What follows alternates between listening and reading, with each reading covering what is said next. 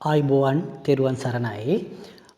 අපි සූදානම් වන්නේ මේ දහම් පාසල් අවසාන ශ්‍රේණි විභාගය සඳහා සූදානම් වන දරුවන්ට උපකාරයක් හැටියට මේ දවස්වල දහම් පාසල් පැවැත්වෙන්නේ නැහැ.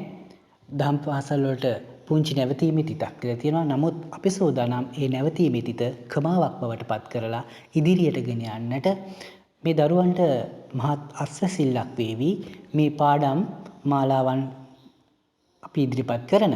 ඉතින් අපි විෂය කාණ්ඩන් 4ම බුද්ධ චරිතය, ශාසන ඉතිහාසය, බෞද්ධ සංස්කෘතිය, බුද්ධ ධර්මය හා පාලි භාෂා පරිචය කියන මේ විෂයන් 4 අපි ආවරණය කරන්නට සූදානම් විෂය නිර්දේශයන් ආවරණය වන විදිහට ඔබට අවබෝධ කරගන්නට සරලව විග්‍රහ කරමි. ඉතින් අපි මේ පළ කරන පාඩම් දිනපතාම ඔබට ලබා ගැනීම සඳහා අපේ ALK ක්‍රියේෂන් නාලිකාව සබ්ස්ක්‍රයිබ් කරලා තියාගන්න. එතකොට අපි අප්ලෝඩ් කරන පාඩම් ඉතා ඉක්මනින් ඔබේ ජංගම දුරකථනයට ලබා ගන්නට අවස්ථාව තිබෙනවා. හොඳයි. අද අපි කතා කරන්නට සූදානම් වන්නේ බුද්ධ චරිතය පෙළපොත.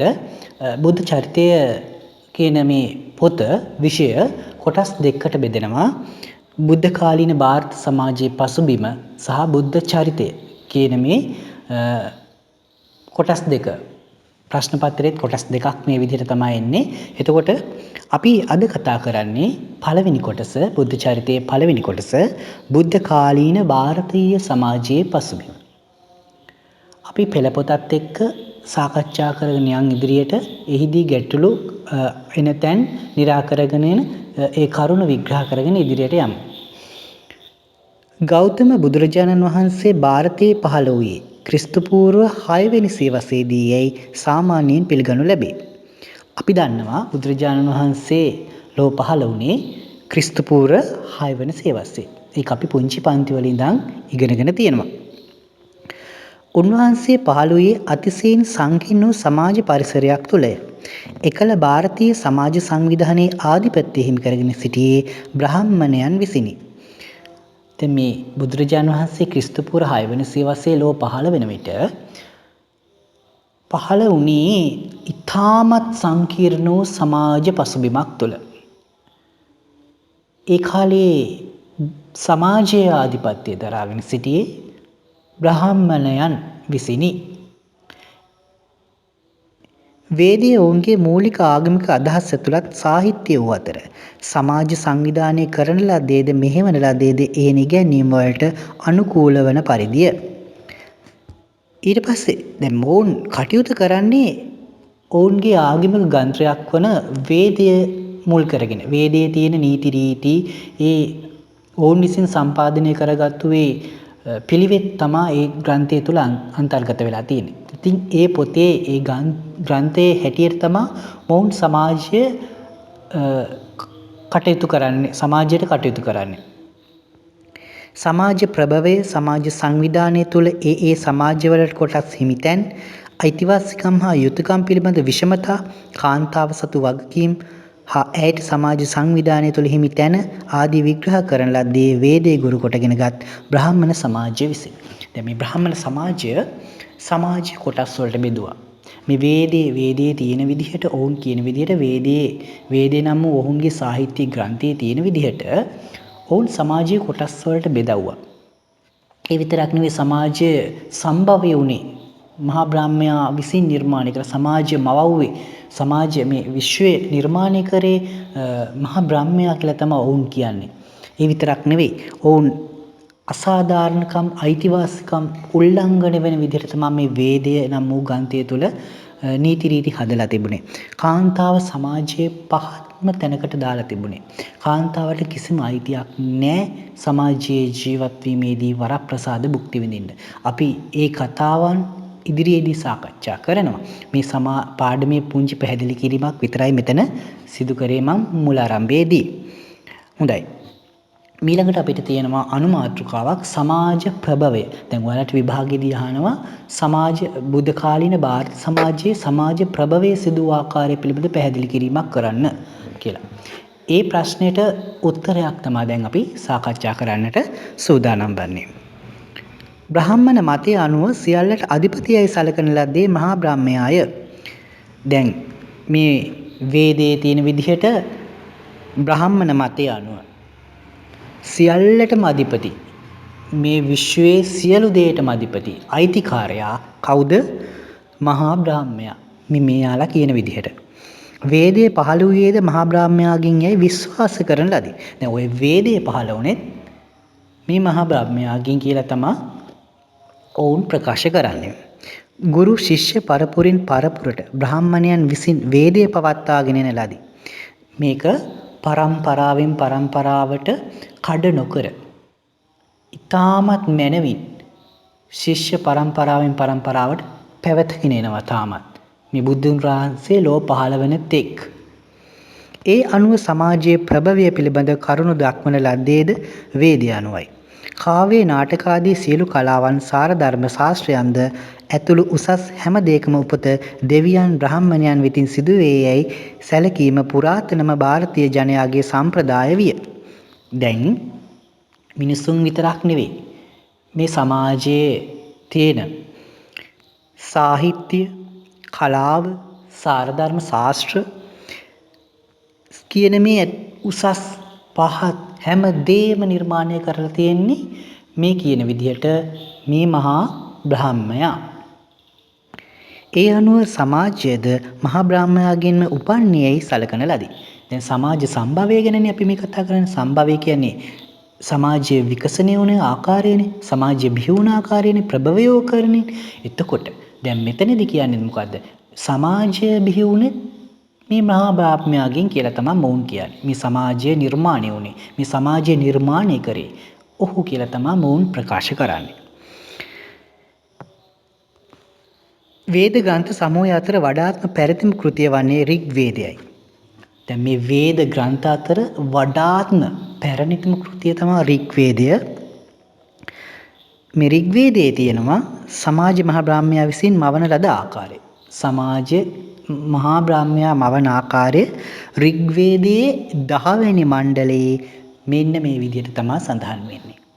බ්‍රාහ්මනෝශ්‍ය මුකමාසීත් බාහුරා ජනනයං කෘතං ඌරු තදස්ස යද් වෛශ්‍ය පාදාභ්‍යාම් සුද්‍රෝ අජායත. කොහොමද මේ සමාජය ඔහු නිර්මාණය කරලා තියෙන්නේ? ඔහු කියනවා මහා බ්‍රාහ්මයාගේ මුඛයෙන් බමුණෝ උපන්න. බමුණෝ කියන මේ ජාතිය සමාජයට බිහි වුණේ මහා බ්‍රාහ්මයාගේ මුඛයෙන්ලු. එතකොට බාහුවෙන් ශාස්ත්‍රීක වංශයෝ බිහිලා තියෙන්නේ මහා බ්‍රාහ්මයාගේ බාහුවලින්. ඊට පස්සේ වෛශ්‍යෝ බිහිලා තියෙන්නේ මහා බ්‍රාහ්මයාගේ කලවායි. දෙපතුලෙන් සුද්‍රයෝ පාල වූ. මෙන්න මේ ක්‍රමවේදයට තමා ඔවුන් සමාජයේ උසස් පහත් භාවය තහවුරු කරේ, නිර්මාණය කරේ. මහා බ්‍රාහ්මයාගේ මුඛයෙන් ඉපදුන නිසා බ්‍රාහ්මණයෝ සමාජයේ පළවෙනි තැනටත්, බාහුවලින් ඉපදුන නිසා ශාස්ත්‍රියෝ දෙවෙනි තැනටත්, කලවා වලින් ඉපදුන නිසා වෛශ්‍යෝ තුන්වෙනි තැනටත්, දෙපතුලෙන් උපන් නිසා සූද්‍රයෝ සමාජයේ පහත්ම යයි කොටස ලෙස පවුන් සලකන්නට කටයුතු කරා. එතකොට මෙන්න මේ විදිහට සමාජය නිර්මාණය කරපු මේ මහා බ්‍රාහ්මයා ඔවුන් ප්‍රකාශ කරන්නේ ඔහු කියන කිසිම දෙයක් ප්‍රතික්ෂේප කරන්නට බෑ.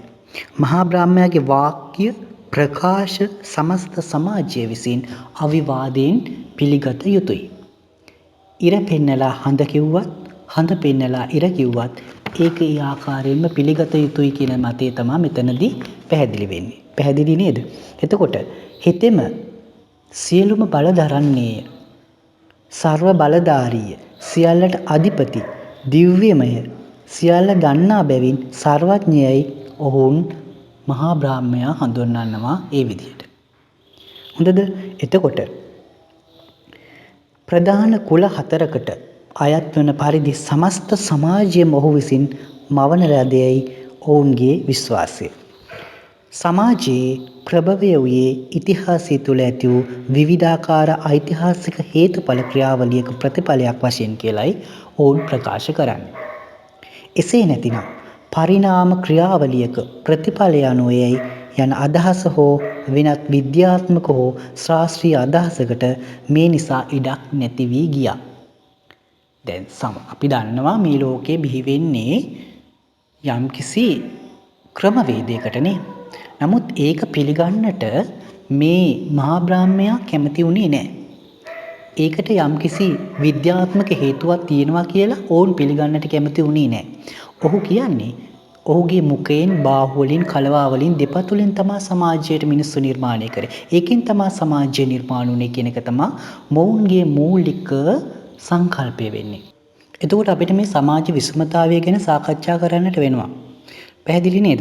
එතකොට බ්‍රාහ්මණ ඉගැන්වීම් අනුව සංවිධානය කරන ලද බුද්ධ කාලීන සමාජය විවිධාකාර විෂමතාවයන් ගහන විය.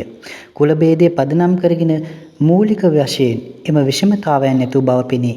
සමාජ ප්‍රභවය පිළිබඳව මුලින් දක්වන ලද බ්‍රාහ්මණ මතය අනුව ප්‍රධාන කුල හතරකි. බ්‍රාහ්මණ, ශාස්ත්‍රීය, වෛශ්‍ය, ශුද්ධ යනුවෙනි. ඔව්. දැන් කොහොමත් අපි දන්නවා මේ සමාජයේ මහ විෂමතාවයක් තියෙන සමාජ පසුබිමක් නේද? අපිට නම් මේ වගේ සමාජයක ජීවත් වෙනවා කියන්නේ දැන් හරි අමුතුයි. හරි අපහසුයි. මොකද තව කෙනෙක් යටත් කරගෙන තව කෙනෙකුට අසාධාරණකම් කරනකොට කොයිතරම්නම් අපි ඒකට විරුද්ධ වෙනවද නේ? අපි අරගල කරන්නේ ඇයි දැන්? අපි අරගල කරන්නේ, උද්ඝෝෂණ කරන්නේ අපිට අපේ අයිතිවාසිකම් දිනා ගන්න. නමුත් ඒ කාලේ හැම දෙයක් කරගන්නට බෑ. එහෙම කරොත් ඉතින් අවසාන මොහොත තමයි මේ බ්‍රාහ්මණ මතය අනුව. හරිද? ඔවුන් ඒ සමාජය ප්‍රධාන වශයෙන් මූලික කරගත්තේ කුල භේදය. මේ කුල භේදය අනුව තමයි ඔවුන් සමාජය නිර්මාණය කරේ. ඔවුන්ගේ ක්‍රියාකාරකම්, පැවැත්ම තීරණය වුණේ මෙන්න මේ කුල භේදය පදනම් කරගෙන. අර අපි කලින් කතා කරේ ඔහු මවව්වේ කටින්, බාහුවලින්, කලවා වලින්, යටිපතුලින් මේ මවපු මිනිස්සු ඒ විදියට ඔහු සමාජයේ උසස් භාග්‍යවේ තේරුම් කරගත්තා. ඔහු සමාජයේ නම් කරේ චතුරු වර්ණ කියලා මේවා. එහෙම නැත්නම් වර්ණ භේද. බ්‍රාහ්මණ, ශාස්ත්‍රීය, වෛශ්‍ය, ශුද්ධ කියන මේ කුල හතර සමාජයේ පැවැත්ම තීරණයේ මෙන්න මේ ක්‍රියාදාමය මත. මෙම කුල ක්‍රමය අපි කිව්වේ චතුරු වර්ණ කියලා. ඔයාලට විභාගයෙන් අහනවා චතුරු වර්ණ නම් කරන්න. එහෙම නැත්නම් වර්ණ භේද නම් කරන්න කියලා කියනවා. ඊට පස්සේ තව පස්සේ දැන් කතා කරනකොට මෙයාලට වෙනම රාජකාරී පවරව මේ මහා බ්‍රාහ්මණය. බ්‍රාහ්මණයන්ට වෙනම රාජකාරියක්, ශාස්ත්‍රීයයන්ට වෙනම රාජකාරියක්, වෛශ්‍ය පිරිසට වෙනම රාජකාරියක්, ශුද්ධයන්ට එකම එක රාජකාරියයි තිබ්බේ. ඒවා අපි දැන් සාකච්ඡා කරන්න තමයි සූදානම් වෙන්නේ. මේ කුල භේදය අනුව සමාජයේ උසස්ම යයි සම්මත කුලවල උපන් මිනිස්සු සමාජයේ වැඩි වරප්‍රසාද හිමි කරගත්තා. පහත් යයි සම්මත වූ කුලවල ජනයාට ඇතැම් විට මූලික මිනිස් අයිතිවාසිකම්වත් නැති තරම්ව ගිය යුගයක් තමයි ওই බුද්ධ කාලීන ಭಾರತ සමාජයේ බ්‍රාහ්මණ යුගය.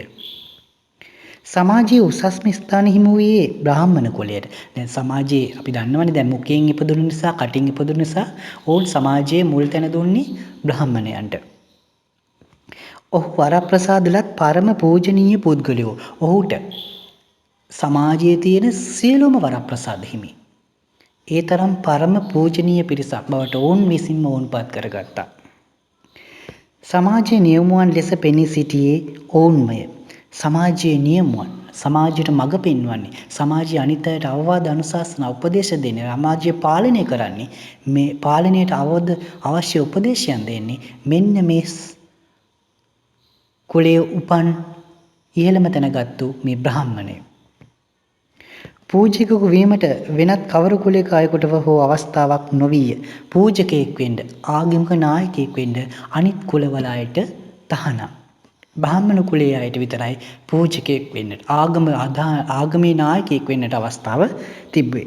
එම වරප්‍රසාද මුළුමනින්ම බමුණන් සතු අතර සෙසු කුලවල ජනයා තමනට අවනත කර ගැනීමට ඔවුන් විසින් ඒ අවස්ථාවක් කරගන්නා ලදී. අනිත් කුලවල මිනිස්සු අවනත කරගන්න, තමන් කියන පදයට නටන්නට මේක අවස්ථාවක් කරගත්තා මහා බ්‍රාහ්මණයෝ. මිනිස්සු ඒකට අවනත උනේ ඔවුන්ගේ නීති රීති වල තියෙන බිය නිසාමයි. තියෙන දරුණු නිසා. සර්ව බලධාරී වූ සියල්ලටම අධිපති වූ මහා බ්‍රාහ්මයාගේ නියෝජිතයා ලෙස ඔහු ක්‍රියා කළෝය. මහා බ්‍රාහ්මයාගේ නියෝජිතයෝ තමයි මේ බමුණු කියන්නේ. එයාගේ ඒ නීතිය සම්පාදනය කරපු ඒ නායකයාගේ පුරෝහිතයෝ තමයි මේ. එයා ඒවා නීතියට ක්‍රියාත්මක කරන්නේ, ඒ පැවැත්ම දිගටම කරගෙන යන්නේ මෙන්න මේ බමුණු කියන පිරිස. සමාජයේ ජීවත් වූ උගත් පිරිස වූයේ බමුණන්ය. ඔවුන් කියන විදියට. ඒක ඇත්තනේ. ඔවුන්ට විතරනේ හැම වරප්‍රසාදයක්ම හිම උනේ. ඒ නිසා ඔවුන් තමයි සමාජයේ උගත්ම පිරිස බවට පත් වෙන්නේ. ඔහු රාජ්‍ය අනුශාසකයෝ වූ රාජ්‍ය පාලනය කරන මිනිසුන් කොට්ටාසයට අනුශාසකයෝ වුණේ බ්‍රාහ්මණයෝ, බමුණෝ. බොහෝ විට ගුරුවරුනෙත් මෙන්න මේ මහා බ්‍රාහ්මණයෝ. රික්, යජුර්, සාමන්, අථර්වණ යන වේද තුන පිළිබඳ දැනුම බමුණෝ සතු විය. ඒ කාලේ තිබුණු අධ්‍යාපන ක්‍රමවේදී කොටස් ටික තමයි මතක තියාගන්න.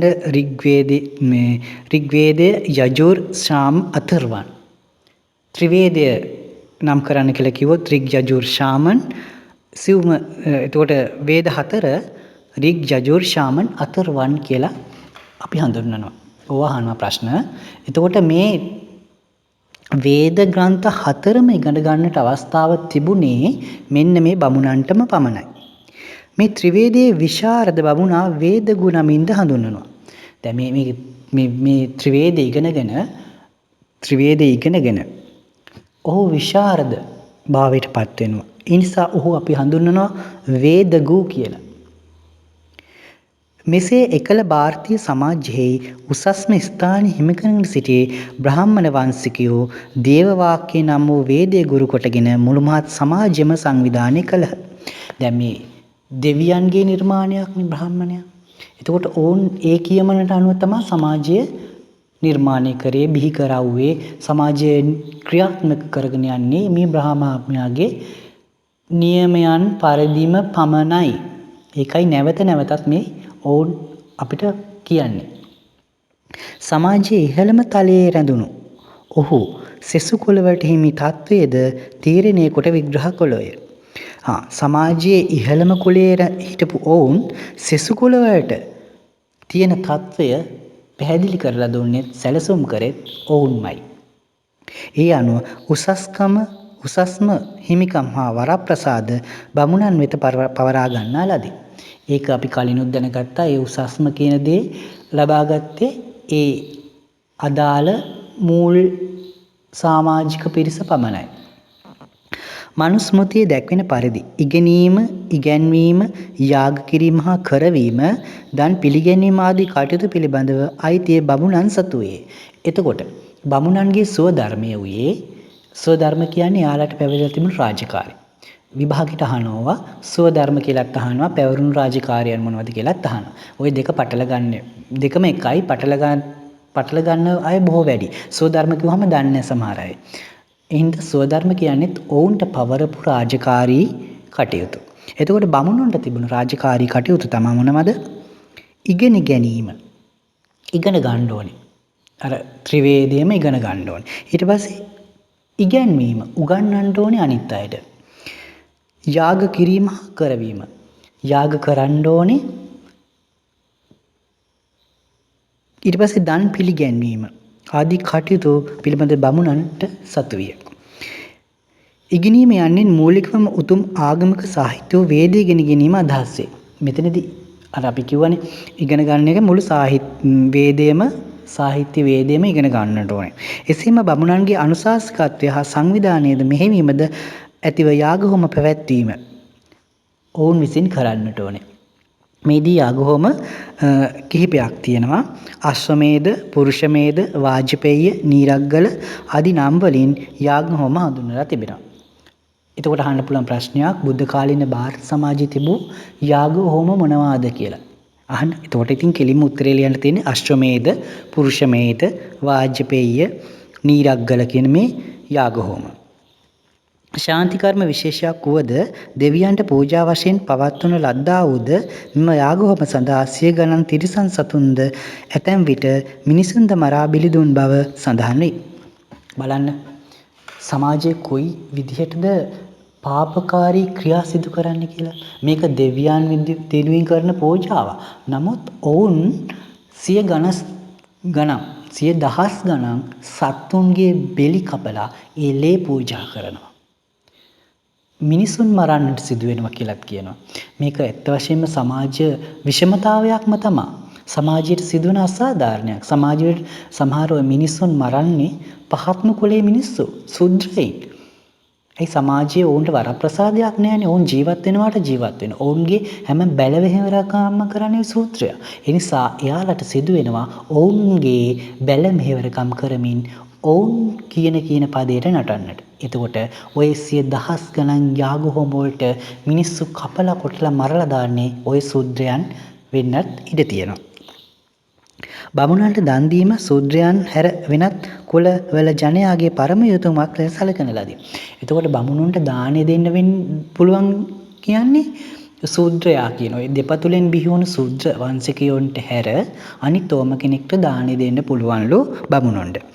සිය ගණන් බමුණන් එක්කොට රජවරුන් හා වෙනත් ධනවත් හා ජන ප්‍රධානීන් වැනි අය විසින් මහදන් පවත්වන ලද බව බෞද්ධ සාහිත්‍යයේද සඳහන් වේ. බමුණු කුලයට අයත් වූ සිය උසස් කුලවත්කම ගැන බෙහෙවින්ම ආඩම්බර වූ. දැන් අපේ සමාජයේ තාම තියෙනවා අපේ ශ්‍රී ලාංකීය සමාජය තුලත් ඔය කුල ભેදය තාමත් තියෙනවා. එතකොට ඔය පහත් කුල මිනිස්සුන්ව පහත හෙලලා අර ඉහළ පැලැන්තියේ මිනිස්සු කොහොම ආඩම්බරයෙන් හිටපු යුගයකුත් අපිටත් තියෙනවා. ඒ පැවැත්ම වෙන්නදී චුට්ට අපිටත් ඇවිල්ලා තියෙන ওই බ්‍රාහ්මණ යුගය. නමුත් එකම ලේ ධාරාවක් තියෙන එකම රුධිරයේ තියෙන මිනිස්සුන්ට මොන සමාජය උසස් පහත් ભેදයක්ද නේද? එතකොට මේ මිනිස්සුන්ගේ ආඩම්බරකම අහංකාරකම කුමකටද? ඇයි අහංකාර වෙන්නේ? ඇයි ආඩම්බර වෙන්නේ? නේද? අස්සලායන නම් උගත් බමුණෙකු සිය කුලේ ශ්‍රේෂ්ඨත්වයේ හෙවත් වර්ණ සුද්ධිය පිළිබඳව බුදුරජාණන් වහන්සේ ඉදිරියේ ප්‍රකාශ කරලා තියෙන්නේ මෙන්න මේ විදිහට. භගවත් ගෞතමයන් වහන්සේ බ්‍රාහ්මණයෝ මෙසේ කිව්වාහුය. බ්‍රාහ්මණයෝ ශ්‍රේෂ්ඨය. සෙසු වර්ණ පහත්ය. බ්‍රාහ්මණ වර්ණය ශුක්ලය. සෙසු වර්ණයෝ කෘෂ්ණය. ඒ කියන්නේ බ්‍රාහ්මණ වර්ණය සුදුයි. අනිත් අය කළුයි. බ්‍රාහ්මණයෝම පරම පවිත්‍ර වෙත්. සෙසු වර්ණය එසේ නොවේ. බ්‍රාහ්මණයෝ බ්‍රහ්ම පුත්‍රයෝය. පපුහේ වැස මුවින් උපන්නෝය. බ්‍රාහ්මණයන්ගෙන් උපන් බැවින් බ්‍රාහ්මජ. බ්‍රාහ්මයා විසින් නිමවන ලද බැවින් බ්‍රාහ්ම නිර්මිතය. බ්‍රාහ්මණයා පිහිට කර වසන බැවින් බ්‍රහ්ම දායාද කියලා මේ කවුද කිව්වේ?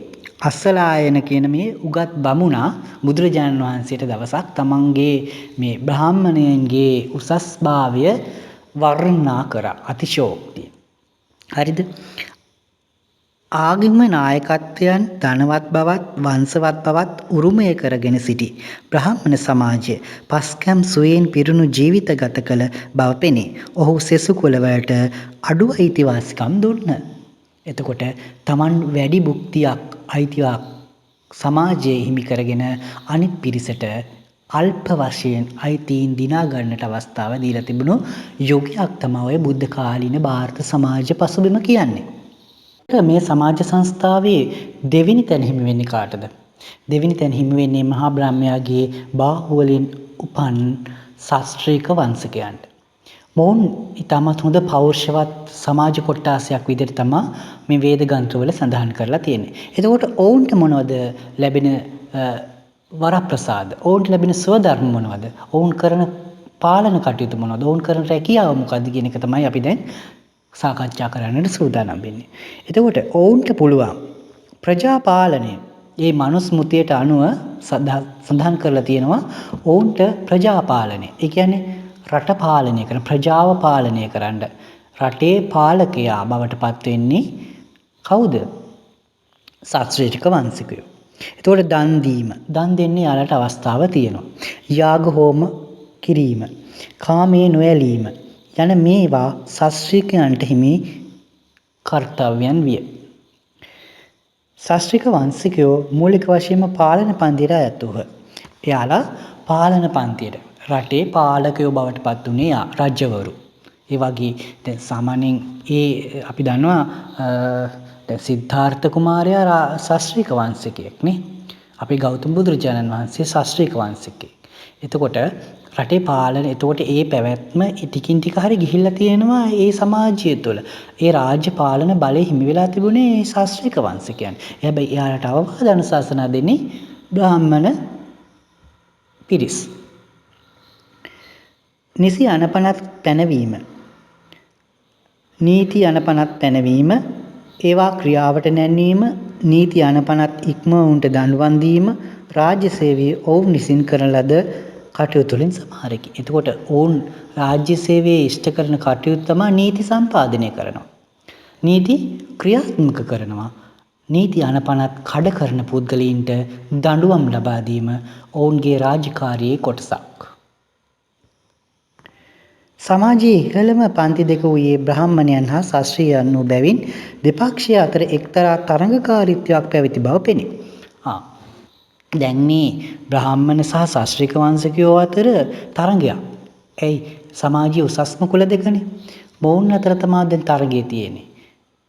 සමාජයේ ඉහළ තැනට හා පහළ තැන. ඒ කියන්නේ දැන් සමාජයේ උසස් පහත් භාවය තීරණය කරලා තිබෙන ක්‍රමවේදය අනුව මොවුන් තරඟ කරනවා බ්‍රාහ්මණයෝ ඉන්න තැනට ශාස්ත්‍රික වංශිකයෝ දඟලනවා බ්‍රාහ්මණයන්ගේ තැනට එන්න. නමුත් බ්‍රාහ්මණයෝ කටයුතු කරන්නේ ඒ තැනම ඉන්නට.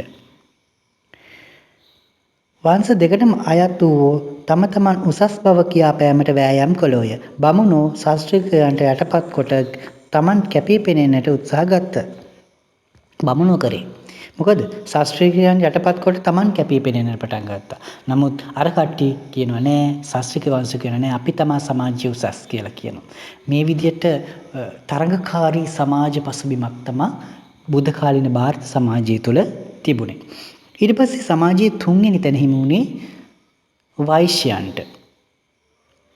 ආර්යයන්ගේ මුල්ම සමාජ සංවිධානය තුළ කෘෂිකර්මය, වෙළඳාම, සත්ව පාලනය වැනි ආර්ථික අංශයේ නිෂ්පාදන හා බෙදාහැරීම පිළිබඳ කටයුතු වල නිරත වූ වෛශ්‍ය නාමයෙන් සැලකන ලදී.